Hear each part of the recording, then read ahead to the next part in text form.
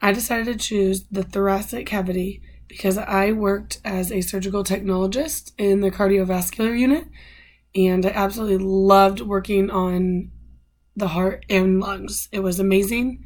The vascular system as well totally amazed me, and I loved working on both of those. So the thoracic cavity holds, like I was stating a little bit earlier, the lungs and the heart. There are the lungs, and then there's the heart right here. So inside the thoracic cavity, there's also two pleural cavities. They surround each lung. The pericardial cavity, which surrounds the heart, that lies in the mediastinum. This is between the two pleural cavities.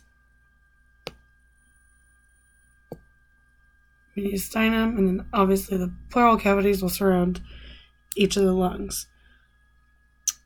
In the thoracic cavity, we also house the esophagus, trachea, and other main blood vessels. So let me